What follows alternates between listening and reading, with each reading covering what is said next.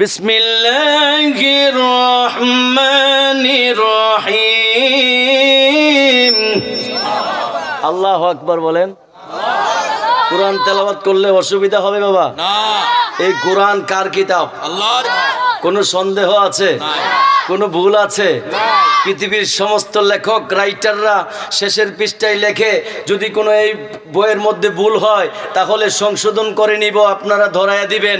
কিন্তু আমার আল্লাহর এমন একটা কোরআন, যেই কোরআনের প্রথম পৃষ্ঠায় আল্লাহ বলেছেন, যালিকাল কিতাবু লা রাইবা ফীহি হুদাল লিল মুত্তাকিন।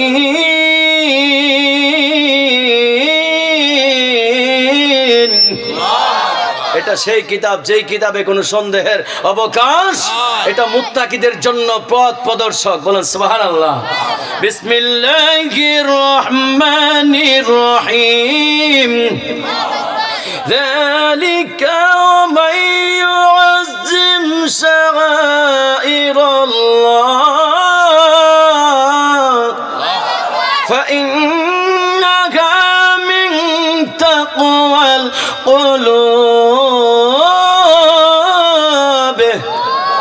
আমার আল্লাহ সুবহানাহু ওয়া তাআলা 17 নম্বর পারা সূরা হজ 32 নম্বর আয়াতে মুবারাকা আমার আল্লাহ সুবহানাহু ওয়া তাআলা ইরশাদ করছেন, যালিকা মান ইউআজ্জিম শাআইরাল্লাহ ফাইন্নাহা মিন তাকওয়াল কুলুব।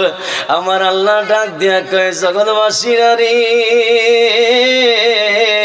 ওরে জগতের মুসলমানরা শুনে নাও, যারা তাকওয়াবান, যারা ফরহেজগার, যারা ক্ষুধাবিরো, যারা তাকওয়াবান, তারা আমি আল্লাহর নিদর্শনাবলীর প্রতি বড় সম্মান প্রদর্শন করবে। আরো জোরে কোন সুবহানাল্লাহ।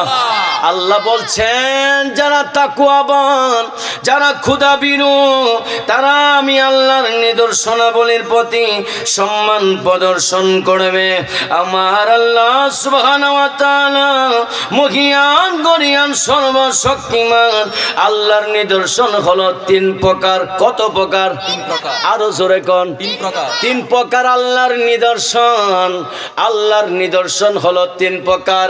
আর এই 3 প্রকারকে আপনি তাজিম করা ফরজ, মানতেই হবে।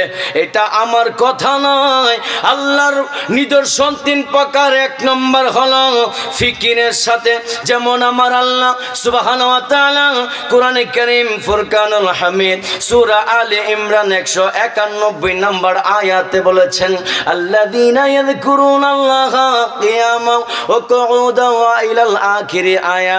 আল্লাহ এই জায়গায় বলেছেন, আল্লাহর জিকির দাঁড়ায়া বৈশা শুয়া করা যাবে।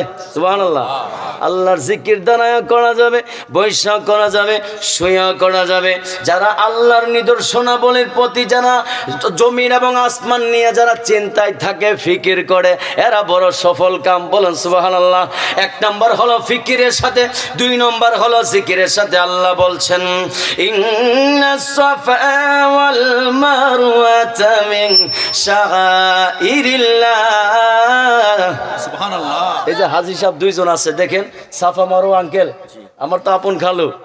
সাফা মারওয়া দৌড়াদৌড়ি করতে হয়েছে, আর সাই করা হাজী সাহেবদের জন্য ওয়াজিব, ঠিক না? আমি তো হজ করছি না, কিন্তু হাজী সাহেব থেকে শুনছি, আল্লাহর কোরআনে আয়াত পাইছি। সুবহানাল্লাহ। আল্লাহ সূরা